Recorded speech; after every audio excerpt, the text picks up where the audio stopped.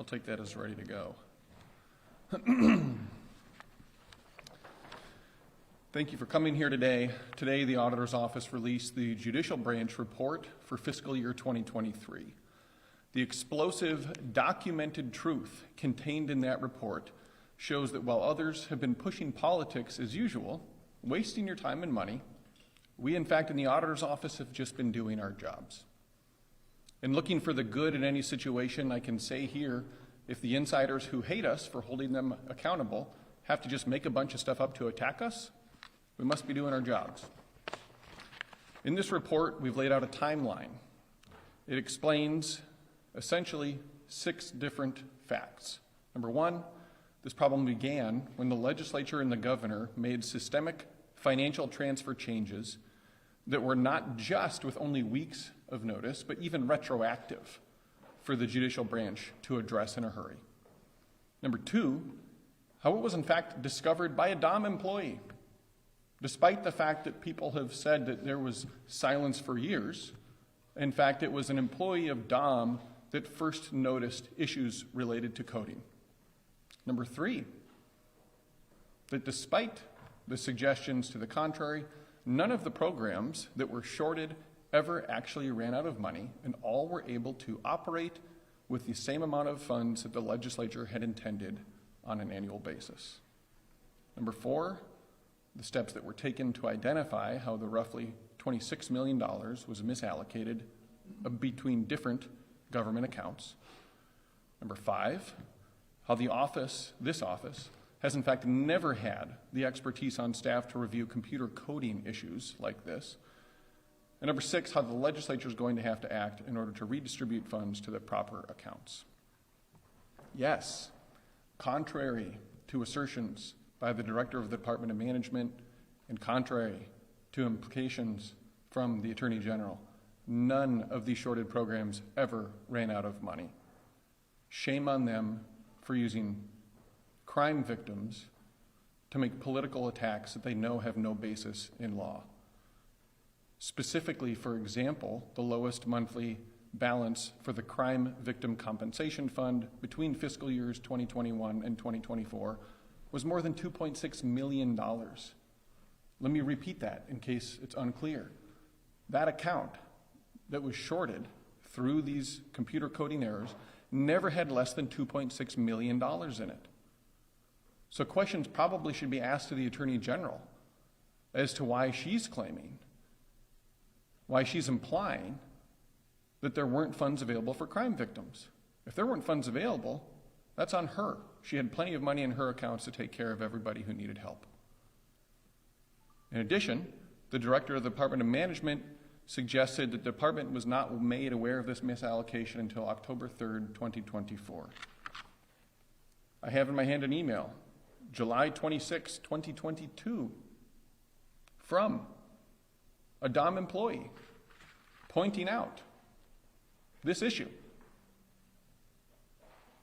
Questions should probably be asked the Director of the Department of Management. Why are you saying that you didn't know about this when your office knew about it, actually discovered it, and then informed the Judicial Branch, and then later informed the Auditor of State's office? This was 3 months before the Auditor's office was notified. Now, of course, once our office is made aware, Chapter 11.42 of the Iowa Code requires us to maintain confidentiality of what we learn in the course of our audits and allegations of misconduct or noncompliance. So at that point, we can't legally disclose it to anyone, not the legislature, not the Department of Management, not the public, until it's in a report like it is today. Again, that is the same reason why when the DNC asked us twice for all allegations of wrongdoing by the governor, that we told them we wouldn't give them anything, twice. Furthermore, to say that the auditor's office, the claim that we didn't follow up, is just not true. We remained actively engaged with the judicial branch. We worked with the judicial branch in settling on a plan to hire computer coding experts to address this issue, and duplicating that, again, obviously would have been a waste of tax money. And then, of course, let's not forget the passage of Senate File 478 and the fact that the governor signed that, the most pro-corruption bill in Iowa history that literally stripped our office of the ability to review coding issues. Also, our office has never had the capacity to audit this. Some have claimed that we had done it under my predecessor. We did not. The report they're referring to states itself, it is not an audit, and it doesn't review coding issues. It literally just tabulates financial transfers. Those who claim that we have audited this before are either speaking out of ignorance, if we want to be charitable, or malice.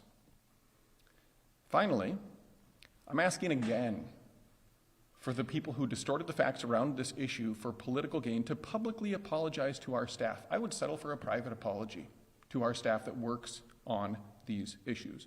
These accountants and the auditors in this office, they work long hours. It is a difficult profession to be in right now, whether you are in the private sector or the public sector. Their families and their friends, they know what reports they're working on. And so our employees know that their families and their friends are seeing these headlines. And they know that they're doing their job. They know that they are doing good quality work. But because of these attacks, they have to deal with that. They shouldn't have to. And they deserve apologies. I'm happy to take questions. Is the email in the report? Yes. That email, as well as many others, are in the report. Essentially, if it's in the timeline, you should see a corresponding email to that timeline as a part of the appendix. You said that the issues began with the state law changes in 2020 and 2021. I thought that there was at some point an acknowledgement that there were coding issues that predated that. Is that correct? There might be some coding changes that predated that. But the bottom line on this is that the lion's share of it started when they passed these bills in June, making them live in July. And then in the following session, they actually passed another bill making changes retroactively. So that they were supposed to, in the judicial branch, not only change the coding, but then go back and figure out, okay, how do we undo what we had been doing over the last year? What exactly does you mentioned the legislature would have to reallocate some of these funds. Right. What do you think exactly they need to do to take care of this? Well, and that's part of the reason that this report is here today, right? If you look in the timeline, it's only recently that we actually got from the judicial branch the final numbers for the amounts of funds that were misallocated. Any auditor will tell you, you can't audit what you haven't been provided, right? So it is our job as the auditor to review and vouch for the numbers that are provided by the client, right? And that's true whether you're in the public sector or the private sector. So again, you can look in that timeline and you can see when we got those numbers from the judicial branch. They were very recently. They were actually since the fiscal year 21 and 22 reports came out, right? So we couldn't have put it in there because we didn't have the materials yet. And what that is us saying, okay, here's the judicial branch's numbers. We looked at them. They are accurate. This is the actual number for how much this account has been overfunded and how much that account has been underfunded. Now that we know that, the legislature can make those adjustments. But there was no way that we could have done that prior to the judicial branch actually providing those numbers. And again, I want to be clear, the judicial branch, when they learned of this, took action. They deserve to be, frankly, I think that the judicial branch deserves to be apologized to as well. Do you think you would have gotten the information from the judicial branch on this timeline had it not been for the sort of public pressure that was going on? Yeah, I do. I mean, again, this is an issue that we learned of in fiscal year 2023. We're addressing it in the fiscal year 2023 report. The fix of it, while long, has been underway and understood by all parties, including the administration, including Dom, for quite some time. Is it fixed? Are the distributions going, I mean, has the coding been fixed and the distributions are now correct? It should be fixed going forward. Do you know when the fix happened? If we don't have it in the timeline, we don't know. Can you walk us through the steps that your office took to engage with the judicial branch on this issue, including, I know they hired National Center for State Courts for review, but that wasn't, a complete review either, so I kind of just wanted to know, I mean, I know it's in the report. But Sure. if you could give us that brief timeline in your numbers. I hate to say it since you said it in your question, but it is in the report. That is going to give you the most complete summary, the most complete timeline on this issue, because it lays out everything. Because what we're looking for here is to make this clear to people, right? There are a lot of people working to make this very unclear. And the reason that we've got all these details in our reports is because maybe we're old-fashioned, but we think that the truth matters. And we think that this is important to people. It is their money. They should know what the truth is. And the truth is, all of these dollars are sitting there in government accounts, right? The truth is that it was $26 million. There's a bigger number that gets thrown around by other people. If you dropped $20 in your house and your spouse picked it up and put it in their pocket, you wouldn't say that your house had misspent $40, right? -1 plus 1 doesn't equal 2, it equals 0. And so when you're talking about an account that has been underfunded and a corresponding account that has been overfunded, you don't double count those dollars. So I'm getting away from your question, Stephen, but my point is the clearest place to look for that is that timeline, right? And what you see is engagement.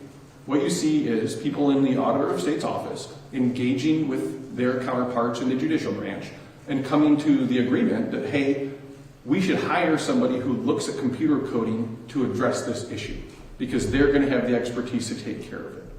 And that was understood by everyone. And so at that point, that's what the judicial branch did. It was the right decision. Right? Again, our office has never had the capacity to review computer coding. Our budget, literally, if you wanted it to be as big as it was in 1984, we would need 5 times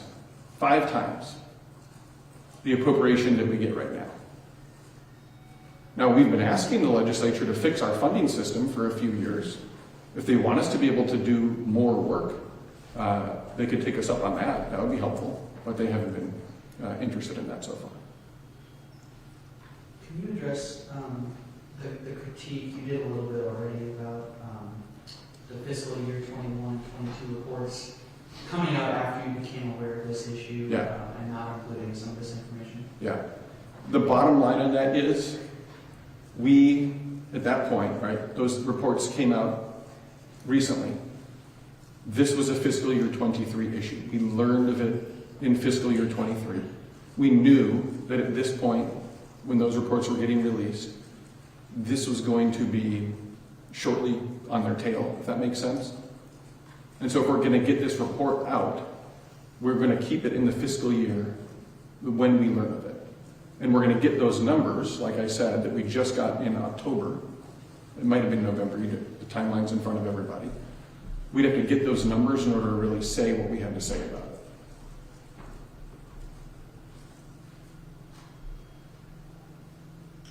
Were there specific programs within the judiciary that were affected when this misallocation of fund, or is your research and findings that there were nothing that was actually shorted so that they couldn't do their job? Exactly the latter.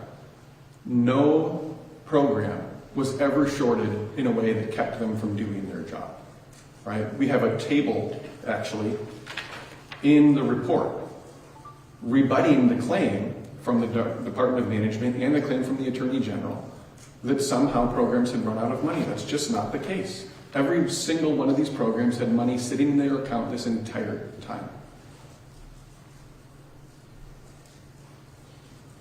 And so again, to me, I think that's a question that should be asked.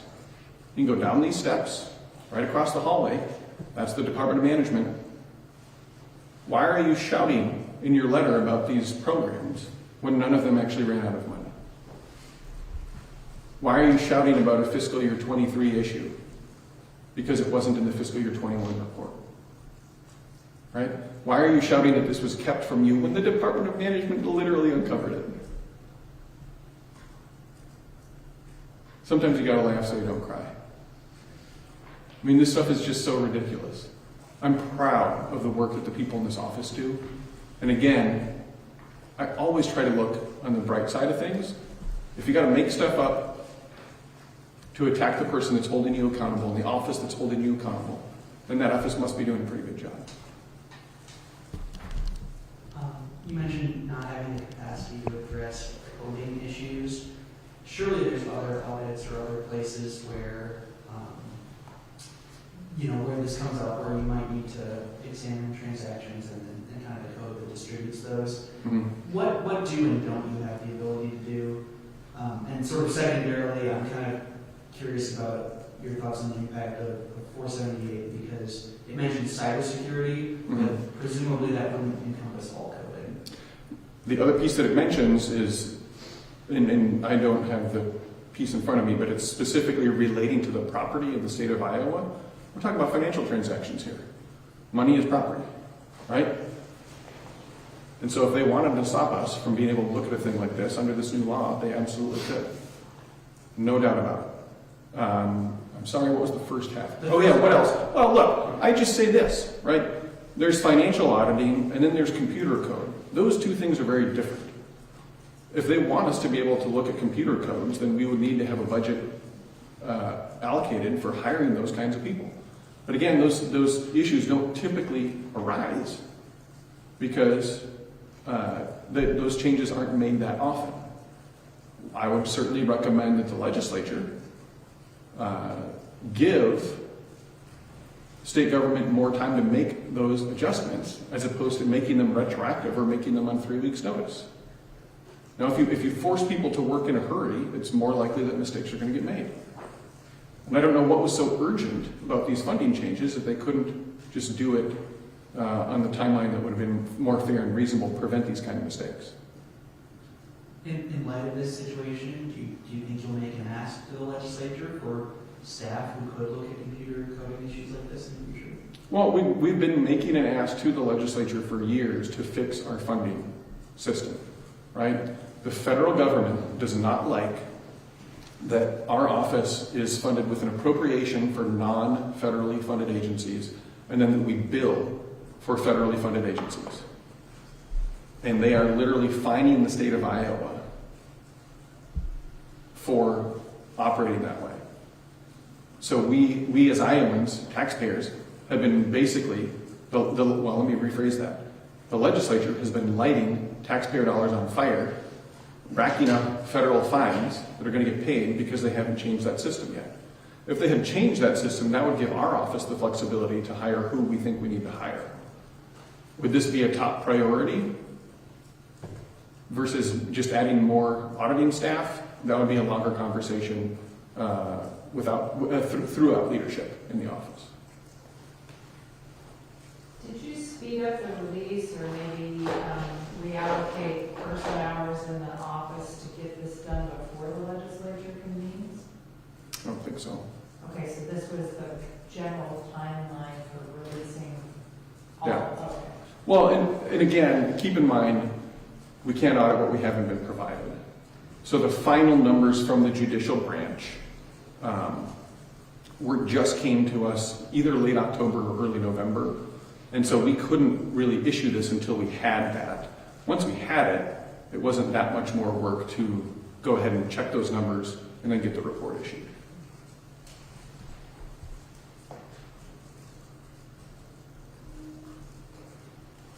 All right. Thanks, everybody.